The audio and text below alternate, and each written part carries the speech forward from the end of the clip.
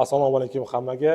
Mana bugun Dogen akademiyasida o'qib, o'rganib, yuqori darajalarni olib va davomiy faoliyatlarini, ya'ni Dogen akademiyasida ustozlik faoliyatini yuritib, hozirda Janubiy Koreyaning Dokson universitetiga grant yutib olgan Shahzoda va Mubinaxonlar bilan o'tiribmiz va o'qish jarayoni, o'qishdan keyingi ish faoliyatlari va Koreya universitetiga o'qishga ketishda bo'lgan jarayonlar haqida, qiyinchiliklar haqida va mana shu Dogen akademiyasida o'qib, Dogen konsalting orqali Janubiy Koreya universitetlariga hujjat topshirishlari va qanday qilib grant yutganliklari haqida batafsil gaplashib ko'ramiz. Ya'ni sizlar uchun ham bu narsa qiziq bo'lishi kerak. Sababi ko'pchilik so'raydi, ya'ni Janubiy Koreyaga o'qishga qanday kirsak bo'ladi, yoki qanaqa qilib grant yutib olsak bo'ladi, yoki qanaqa qilib GKS yutib olsak bo'ladi degan savollar bo'lishi mumkin. Shahzoda va Mubina Dogen akademiyasida o'qish jarayonlarida eng yuqori topik daraja 6-darajani olishdi. Mubinani Shahzodani o'zi 2 marta takroran 6-darajani olishdi. Shahzoda ham oxirgi topik imtihonida 6-darajani olishdi. Ya'ni ushbu qizlarimiz faqatgina o'qish davomida emas, ya'ni Dogen akademiyasida ustozlik faoliyatini olib borish jarayonida ham o'qishdan to'xtamasdan davomli o'qib, mana shunaqa yuqori natijalarga ega bo'lishdi. Xuddi shunday ish jarayonida ham o'z ustida ishlashdan to'xtamaydigan o'quvchilarimiz yoki mana shu qiziqadigan odamlar uchun menimcha qiziqarli va foydali suhbat bo'ladi. Bunaqada boshlaymiz. Xush kelibsizlar Mubina. Assalomu alaykum. Alaykum assalom. Xo'p, o'qish jarayonlari, Dogenga kelishlaring va o'qish jarayonidagi natija olishlaring, universitetga topshirishlaringiz, keyin grant yutib olishlaringiz haqida qisqacha gapirib bersalaringiz. Birinchi o'qish jarayonidan boshlaylik. Kimdan boshlaymiz? Mubina? Kattadan boshlaylik. Farqi yo'q, katta kishi. O'zingizdan Noldan qanaqa qilib Dogenga kelib qolganimman balki? O'sha qisqa qilib tushuntirasiz. Hop, Farg'onaga o'zim ham farg'onalik emasman, Pasrodaman. Farg'onaga aylangan bog'iga kelganimizda har safar Dogenda ko'rib, "Mana shu yerda meni o'quv markazim bo'ladi, shu yerda men o'qiyman" derdim. Chunki koreys tili qog'ozda qilib yozib qo'yganlaring. Koreys tiliga qiziqardim. Lekin ota-onam koreys tilini o'qimaysan deshgan. Xohlashmagan, Koreyaga ketmaysan deshgan. Shuning uchun biologiya, kimyo o'qib, meditsina yo'nalishida ketmoqchi bo'lganman. Shuning uchun yarim yilcha Dogen akademiyasida biologiya, kimyo o'qiganman. Undan keyin yaxshi o'qiganman, yaxshi o'quvchi bo'lganman, lekin qiziqishim so'nib qolgan, "Baba Koreyada bo'laman" deb ota-onamni ko'ndirib, keyin koreys tili o'qishni boshlaganman. Demak, boshida qiziqish koreys tili bo'lmagan. Boshida qiziqish koreys tili bo'lgan, lekin biz oilamizdagilar umuman o'qitishga nol bo'lishgan, o'qitmaymiz deyishgani uchun hech yo'q biologiya, kimyo bo'lib bo'lsa ham o'sha Dogenda o'qiyman. Dogenda o'qishim kerak deb boshlaganman. Keyin sekin-sekin ota-onamni ko'ndirib koreys tiliga ham sekin-sekin kirib olganman. Lekin biologiya, kimyoni tashlab ketib koreys tilini boshlaganimni bilishlar bilan uyga qamab qo'yishmoqchi bo'lishgan. Qochib bo'lsa ham, qochib chiqib ketib bo'lsa ham chiqib o'qiganman. Keyin sekin-sekin rozi bo'lishgan, ko'nishgan. Dogenga kelish tarixi shunaqa bo'lgan. Shunaqa bo'lgan. Xo'p, sizda qanaqa bo'lgan? Я Доген академию услышала первый раз у знакомых. До этого у меня был 4-я степень, и я готовилась к ДТМ-тестам, и у меня был перерыв. Но после того, как уже я подала, уже училась в университете, я хотела продолжить корейский язык и искала очень хороший учебный центр, и мне посоветовали именно Доген. И когда я первый раз пришла, я увидела вас, да, и я начала у вас учиться. И что меня очень сильно удивило, это качество преподавания и то, что я за 4 месяца, обучаясь у вас, смогла поднять свой уровень до 5-й степени. И я была очень рада этому. Demak, 4-darajadan kelgansiz. Shu topik laboratoriyada o'qigansiz, adashmasam. Да. Topik laboratoriyada o'qib, 3 oy davomida 5-darajaga ko'targansiz. Yaxshi. Xo'p, o'qishni tugatib, keyin ustozlikka qabul qilinishlaring qanaqa bo'lgan? Men Ustozlikka o'zi qiziqarmilaring, nasib bo'ldi ustoz bo'lishga? Laboratoriyada o'qib yurganimda, men laboratoriyada o'qiganman, keyin sekin-sekin topik laboratoriyada o'qib yurganimda, yaxshi o'qiganlarni o'qituvchi qilamiz degansiz o'zingiz. Keyin ko'p o'quvchilar "Men o'qituvchi bo'lay" deb yurishardi sizga. Keyin men o'zimga o'zim aytardim, qolganlarga ham aytardim. "Men ustoz kelib o'qituvchi bo'lasanmi?" desa, "Keyin o'qituvchi bo'laman. Men ustozga yalinib yurmayman" deganman-da. Keyin o'zingiz o'sha 5 olgandan keyin "O'qituvchi bo'lasanmi?" degansiz, deganman. Shunaqa bo'lgan. Haligi kutganingizdek bo'lgan ekanda. Zo'r. Siznikichi? Я вообще долгое время хотела у вас работать, и как бы, но так получалось, что у меня не подходил именно график из-за учебы, поэтому я никак не могла вот устроиться, но когда уже я окончила университет, я стала более свободной, и вы сказали, что вы давно вот хотели предложить эту работу, я была так рада за это, и, конечно, сразу приняла предложение и начала у вас работать. Молодец. Ya'ni universitetni bitirib ham, demak, Do'ngan akademiyasida ishlasa bo'ladi. Конечно, да. Ishlar jarayoni yoqdimi sizlarga Do'ngan akademiyasida ishlashda? Nimalarni o'rgandilaring? Qanaqa qiziqarli holatlar, voqealar bo'ldi? Вообще-то Do'ngan akademiyasida o'qib ishlash tavsiya qila olasizlarmi, yo'qmi? Xo'p, Do'ngan akademiyasida o'qishim вообще zo'r bo'lgan, o'qishim gapirmasam ham bo'laveradi. Yaxshi ustoz topganman, yaxshi metodikalar bilan ketganmiz. Ishlash undan ham yaxshi bo'lgan, chunki nimaga? Tajribamni oshirganman. 5 daraja bilan kirganim bilan 6 daraja bilan mana o'qituvchilik qilyapman hozir davomida va undan tashqari o'quvchilarni boshqarib, o'quvchilarga koreys tilini o'rgatganim uchun menda liderlik naqasi paydo bo'ldi deb o'ylayman. Bu narsa rosa ham Koreyaga borganda ancha yaxshi bo'ladi, universitetga kirganda ham ancha yaxshi bo'ladi deb o'ylayman. Va kompyuter ishlatishni umuman bilmasdim. Kompyuterni ishlatishni bilib olganman. Poksa qilishni kserokopiya qilishni bilmasdim, kserokopiya qilishni bilib olganman. Shunaqa menga rosa ham katta foyda bo'lgan ishlash. Demak, tajriba orttirgan. Вообще katta, вообще ko'p. Sizlarchi? Я тоже соглашусь с ее словами, мы с Мубиной Сонсеним, потому что мне почти точно так же, потому что до этого я переживала, думая, как у меня получится ли преподавать вообще, потому что у меня не было такого опыта, но я помню свой первый урок, я волновалась, но несмотря на это, меня много людей поддерживали, мои коллеги, вы в первую очередь, вы поддерживали меня, и мне стало легче. И когда я уже преподавала, это реально повлияло на мой характер, потому что я стала более опытной, я поняла, по какой методике эффективно преподавать. И я приобрела очень много хороших людей, связей, да, можно сказать. Yaxshi, demak, tajriba zo'r bo'lgan, kelajakda o'zlaringiz topishlaring uchun zo'r bo'lgan. Endi bizni paytimizda koreys tilini o'rganib yurganimizda, to'g'ri koreys tilini o'rganganimizda 6-darajalik ustoz desa biz uchun u nima deydi? Giroy edi-da, to'g'risi. Unaqa ustozlar yo'q edi. Hozir mana Do'ngan akademiyasida 6-darajali ustozlar juda ham ko'p. Yosh bo'lishiga. Ulardan yosh bo'lishiga qaramasdan maktab vaqtidan 6-darajali 2 martalab olish ancha munchasiga emas-da, to'g'risi ham. Tем более 2 martalab. Shahzoda sizda ham. Do'ngan akademiyasi o'quvchilari uchun bu juda ham yaxshi imkoniyat bo'ldi. Ya'ni 6-darajali ustozlarni to'g'ridan-to'g'ri o'qish imkoniyatiga ega bo'lishdi. Xo'p, endi o'quvchilar uchun ham eng qiziqtirgan savol, hamma uchun qiziqtirgan savol, koreys tilini o'qiyotganlar qanaqa qilib 6-darajani olsa bo'ladi? Nimalarga e'tibor berish kerak? Sizlar mana 6-darajani olgansizlar, sizlar o'z tajribalaringdan o'tdi. Ko'proq nimalarga e'tibor berish kerak o'quvchilar? Menimcha, koreys tilini o'qishda ham o'zi qiziqish kerak birinchi o'rinda. Ya'ni men shu koreys tilini o'rganyapman chunki o'zim qiziqqanim uchun. Birov meni majburlamayapti. Men o'zim qiziqaman. Shuning uchun o'zim vaqtimni ketkazmasligim kerak, o'qishim kerak deb telefonlarni ham yig'ishtirib qo'yib iloji boricha men Instagramda yig'ishtirib qo'yib faqat o'qiyapman.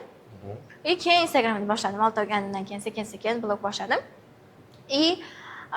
Qiziqsa o'quvchi, qiziqsa topik qanchalik qiyin, qanchalik so'zi ko'p, qanchalik siqiladi, men qancha yig'laganman, lekin men o'qishim kerak, men shuni xohladim. Men Koreyaga ketishni xohlayapman, hech kim meni majburlamayapti. Shuning uchun o'zim qilishim kerak, o'zim xohlaganim uchun. O'zimga o'zim isbotlashim kerak, qolganlarga isbotlamasam ham o'zimga isbotlashim kerak. O'zim qo'limdan bir narsa keladi deb. Birinchi navbatda xohish va harakat bo'lishi kerak. Ha, harakat. O'sha xohish bo'lsa harakatdan to'xtab qolmaydi deb o'ylayman. Bu birinchi narsa va eng katta kerakli bo'lgan narsa motivatsiya hisoblanadi. O'zi uchun. O'qish jarayoni qanaqa strukturadan ifodalanib o'qidingiz? O'qish jarayonida men ustozni ahamiyati bormi? Yoki qanaqadir metodikani qo'llash kerakmi? Yoki boshqa qanaqadir qo'shimcha sirlari bormi oltinchi daraja olishda? O'qish davomida o'zini menimcha vaqtini tanlab olish kerak. Shu vaqtdan shu vaqtgacha men dars qilaman, qolgan vaqtlar shunaqa ishlar qilaman deb unaqa qilib olish kerak. O'quvchi keyinroq qilaman, keyinroq qilarman, ertaga qilarman degan narsani yig'ishtirib qo'yish kerak. Hozir, bugun.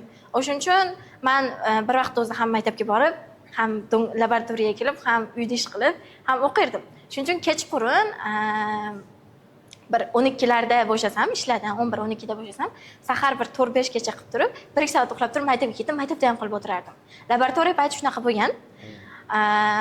Ko'pincha men laboratoriyaga borib kelishda Damasda, endi yo'lkirada borib kelganim uchun quloqchim tushmasdi qulog'imdan.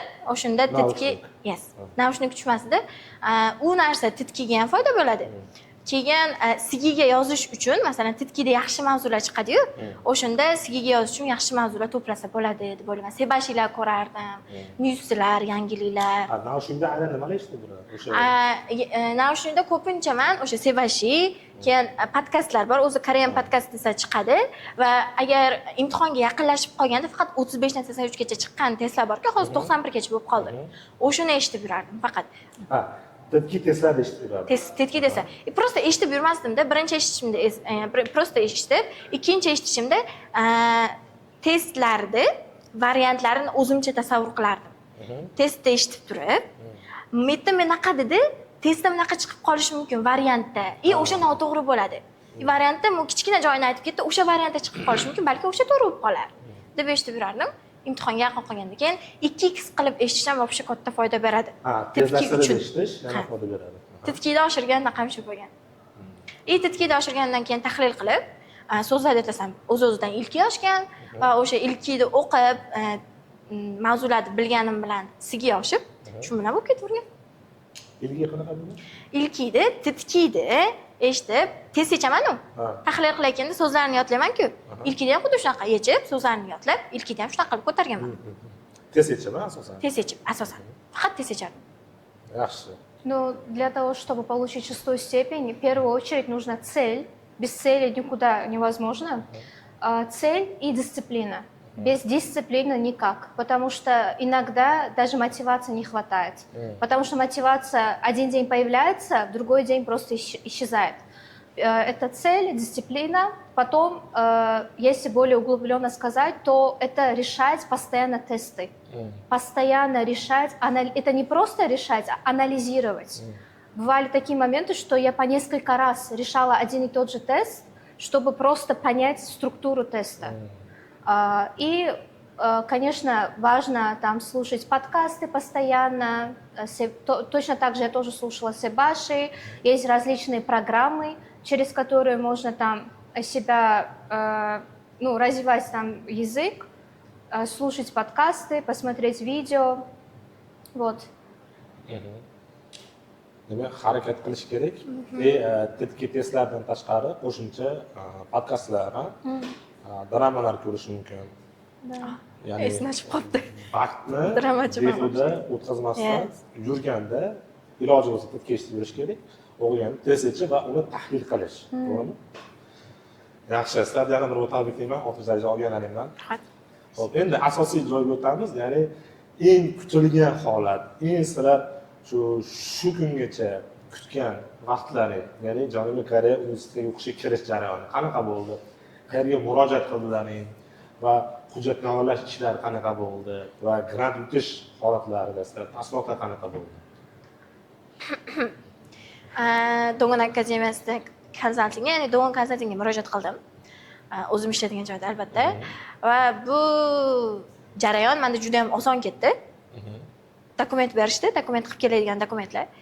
Men qo'limdan kelganini qilib keldim. Bo'ldi, shu bilan men qaradim. Universitetga kirganman, kontraktlarim 100% grant chiqqan, chunki 6 darajam bor edi. Bo'ldi, shu bilan ketib qolyapman. Ya'ni umuman ortiqcha harakat qilmadim Dongan konsalting bilan. Aynan qaysi dokumentlar? Dokumentlar rasmga tushib berdim.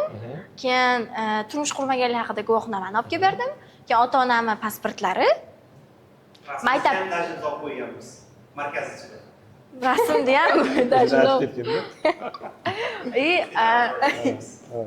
Maktabda Voydo.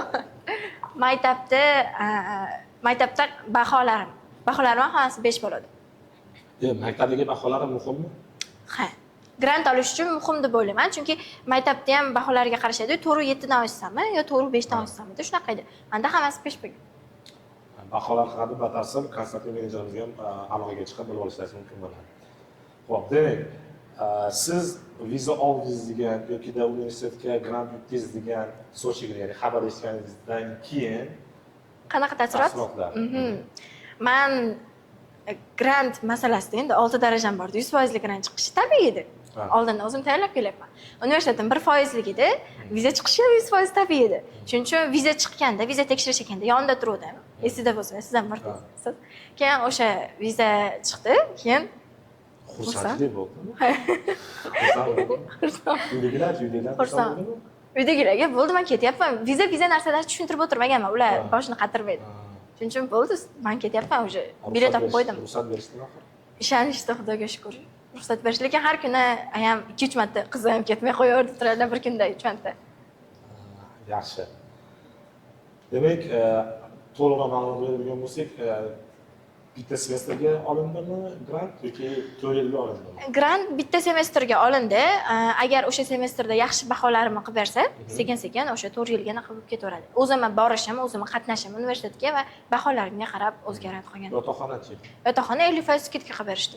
Yotoqxonani ham demak 50% skidka qilib berishdi. 50%. O'qish 100% grant bilan semestr, keyingi semestrdan olgan GPA baholarga qarab yana 100% qilish mumkin. Va yotoqxonani 50% skidka qilib bergan. Xudo xolasa tushirmayman, uncha pulni to'lash. Xudo xolasa yaxshi o'qib, nima qilsa bo'ladi. Koreyada oson narsa. Shahzodaxon, sizlarchi? Я первый раз, у меня был такой опыт, что я сама пыталась подготовить документы самостоятельно. И я помню, из-за того, что было первый раз, мне было очень сложно самостоятельно это все делать. Так было сложно, что я реально, у меня не было человека, который мог бы мне подсказать, что и как. Вот я до сих пор этот момент помню. И в этот раз, когда я обратилась в Dongguan Consulting, так было легко, вот не было никаких проблем. Мне сказали, вот принеси вот эти документы, я принесла, и все. Они сами все сделали, сами отправили, и просто мне говорили вот ждать, или вот говорили сам результат. Вот, поэтому это было очень Ma'lumot o'rnida siz magistraturaga, ha? Да, я поступила на магистратуру. 6 daraja bilan qancha skidka qilib berishdi? Но мне сделали 70%. 70% skidka Да, qilib berishdi. потому что это, оказывается, в магистерской программе вот только вот 70% максимум 70% ham является, да. 70% ham yaxshi skidka hisoblanadi. Xo'p, yaxshi. Dongguan Consultingda demak tavsiya qila olasizlarmi? Albatta. O'qiyotganlarga yoki konsalting qidirib yurganlarga, o'zi o'qishga topshirmoqchi bo'lganlarga. Dongguan Consultingda o'sha vizalar chiqyapti. Hech 100% viza chiqadi. Отказ bo'lgan hali birorta ko'rmadim. O'zim naqa qilib, ko'z tegmasin, tu. Shuning uchun bemalol 100% ishonsa bo'ladi deb o'ylayman. Keyin bir xilga konsaltinglarda hujjat berishadi.